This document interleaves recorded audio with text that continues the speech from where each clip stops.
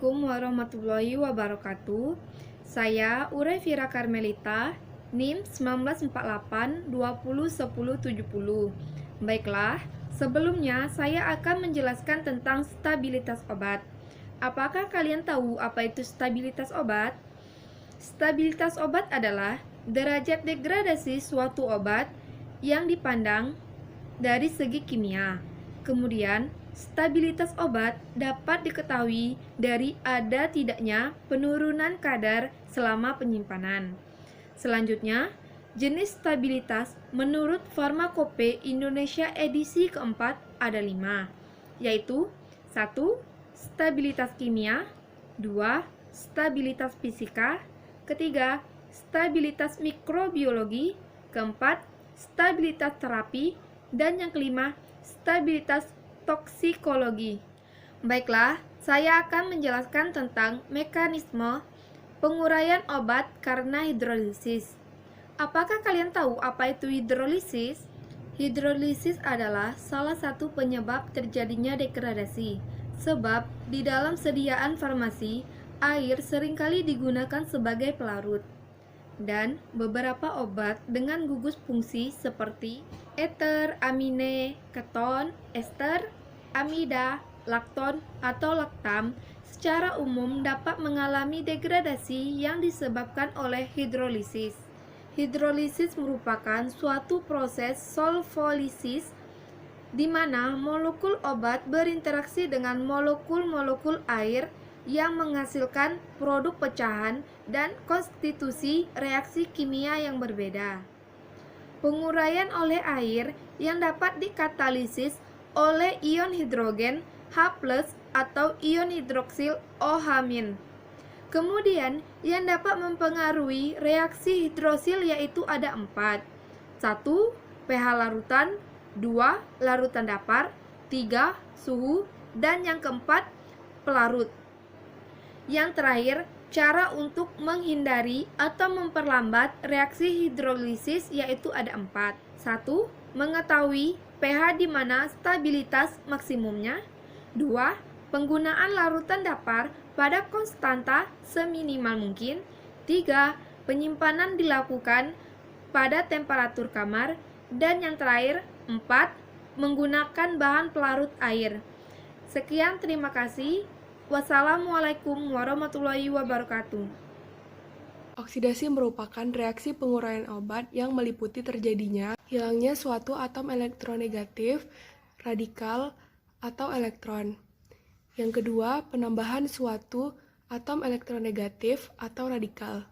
Yang ketiga, obat-obat yang teroksidasi seperti asam karboksilat, vitamin A, D, dan E, penisilin, dan masih banyak lagi. Jadi dalam arti sempit yang dimaksud dengan oksidasi adalah pengambilan oksigen dari udara, seperti suatu senyawa A ditambahkan dengan O2 menghasilkan produk. Jenis-jenis reaksi oksidasi. Ada 2 jenis reaksi oksidasi. Yang pertama adalah autooksidasi dan yang kedua adalah fotooksidasi. Autooksidasi merupakan jenis reaksi yang sering ditemukan.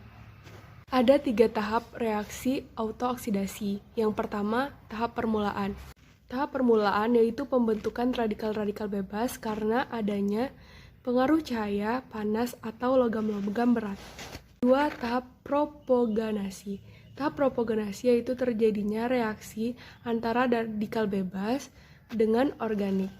3. Tahap terminan, yaitu sisa dari produk yang tidak bereaksi. Perlindungan terhadap oksidasi terbagi atas 2, yaitu terhadap minyak dan lemak. Yang kedua, terhadap obat-obat yang mudah teroksidasi seperti vitamin C dan epivirin. Terhadap minyak dan lemak adalah hidrogenasi hasil reaksi. Yang kedua, ganti udara wadah dengan gas inert. Yang ketiga, penambahan antioksidan. Lanjut kepada terhadap obat-obat yang mudah teroksidasi, yaitu mengganti udara dengan gas inert, larutan pada pH sesuai, pelarut bebas logam, antioksidan, dan menghindari cahaya. Perkenalkan, nama saya Elsa Luciana. Saya akan menjelaskan mekanisme penguraian obat karena fotolisis. Fotolisis dapat diartikan sebagai penguraian senyawa farmasi akibat serapan energi radiasi dalam bentuk cahaya. Reaksi fotolisis yaitu suatu sistem fotolisasikan yang menghasilkan radikal bebas yang mengalami reaksi lebih lanjut. Apabila molekul yang menyerap radiasi maka akan terlibat dalam reaksi utama.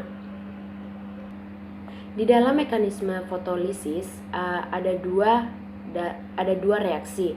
Reaksi pertama itu ada reaksi fotokimia primer dan yang kedua itu reaksi fotokimia sekunder atau fotosensitizer. Di dalam reaksi fotokimia primer terjadi bila molekul obat itu sendiri menyerap energi dari sumber radiasi.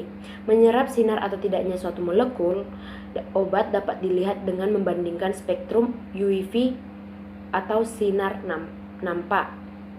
Energi yang diserap dapat menyebabkan penguraian melalui beberapa cara. Sebagai energi termal yang menyebabkan peningkatan suhu di dalam medium sekeliling. Kedua, sebagai fluoresensi atau fosforesensi. Fluoresensi adalah menyerap sinar langsung yang dikeluarkan. Fosforesensi adalah menyerap sinar sampai habis baru dikeluarkan, di mana energi yang diserap kembali dipancarkan sebagai energi dengan panjang gelombang yang lebih besar sebagai energi kimia untuk memulai reaksi penguraian. Dan untuk reaksi fotokimia sekunder atau fotosensitizer itu energi dari sumber radiasi yang diserap oleh molekul-molekul zat tambahan dalam formulasi yang kemudian membagi energi meningkat ini kepada molekul obat sehingga terjadi penguraian obat. Jadi molekul yang menyerap energi ini disebut fotosensitizer, berperan sebagai katalis dalam penguraian obat. Contohnya, vitamin C dengan asam folat mengalami penguraian dengan adanya riboflavin sebagai fotosensitizer. Kedua, ion-ion besi ketiga teroksidasi bila diberi cairan adanya asam-asam. Faktor-faktor yang mempengaruhi penguraian secara fotolisis. Yang pertama, faktor formulasi. Kedua, faktor penyimpanan. Faktor formulasi itu yaitu sifat-sifat molekul obat itu sendiri, pelarut yang digunakan, pH sediaan, jenis larutan, buffer yang digunakan, zat tambahan. Faktor penyimpanan itu seperti sumber radiasi, waktu, intensitas penyinaran, suhu, dan kemasan. Contoh obat yang mengalami fotolisis yaitu fenotiazin, hidrokortison, prednison, metilprednisolon, dan lain-lain. Terima kasih. Yaitu fenotiazin, hidrokortison, prednison, metilprednisolon, dan lain-lain. Terima kasih. Baiklah, di sini saya akan menjelaskan tentang isomerisasi. Isomerisasi adalah perubahan suatu zat kimia menjadi isomer optis atau geometrisnya. Komposisi kimia dari obat akan tetap sama, tetapi aktivitas biologis dari isomer-isomernya bisa sangat berbeda, sehingga perubahan ini dianggap sebagai suatu reaksi penguraian. Adapun faktor-faktor yang mempengaruhinya, yang pertama, struktur obat itu sendiri, yang kedua, faktor formulasi seperti pH, larutan buffer, dan kekuatan ion dari larutan obat, pelarut, cahaya, dan temperatur. Cara menghindarinya yaitu gunakan bentuk yang aktifnya. Yang kedua, cari pH stabilitas maksimum. Ketiga, jenis buffer yang digunakan. Yang keempat, kekuatan ion. Gunakan zat-zat yang mudah terion. Yang kelima, pelarut. Dan yang keenam, penyimpanan. Assalamualaikum warahmatullahi wabarakatuh. Perkenalkan, nama saya Miftah ini, Kepala Wakilan Kelompok 7. Di sini saya akan menjelaskan faktor-faktor yang mempengaruhi laju reaksi.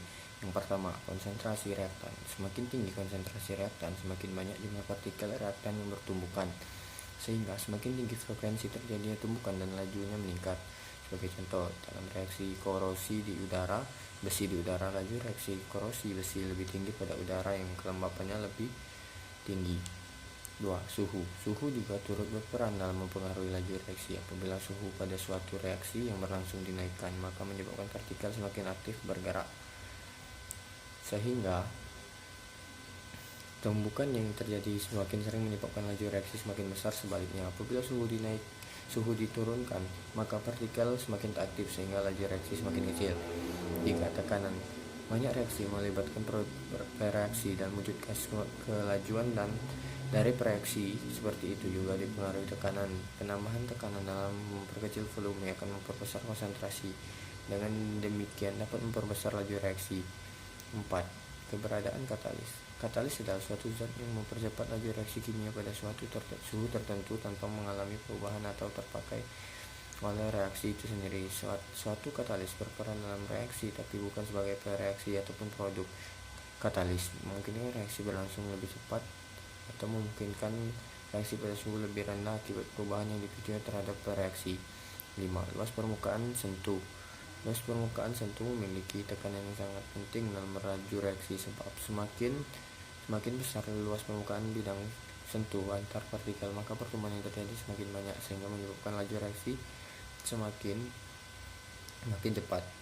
Begitu juga apabila semakin kecil luas permukaan bidang sentuh, maka makin kecil pertumbuhan yang terjadi antar partikel, sehingga laju reaksi pun semakin kecil.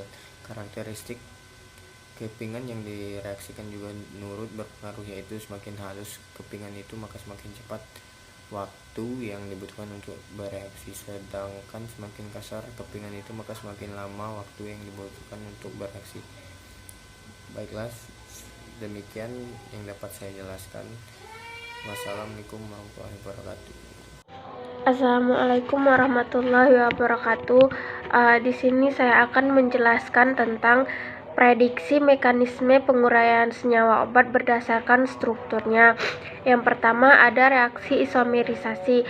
Reaksi isomerisasi ini merupakan proses perubahan obat menjadi bentuk isomer optik ataupun isomer geometriknya. Hal ini karena macam-macam isomer sering berbeda aktivitasnya. Maka peristiwa ini digolongkan juga dalam penguraian obat. Salah satu contohnya yaitu larutan tetrasiklin yang larutan tetrasiklin pada pH asam akan terjadi epitetrasiklin yang kurang aktif. Assalamualaikum warahmatullahi wabarakatuh. Perkenalkan, nama saya Jessica Japanika. Baiklah, di sini saya akan menjelaskan mengenai prediksi penguraian mekanisme senyawa obat berdasarkan struktur. Nah, di mana polimerisasi adalah proses di mana dua atau lebih molekul obat bergabung menjadi satu membentuk kompleks senyawa. Nah, contohnya itu adalah ampisilin natrium dalam konsentrasi tinggi.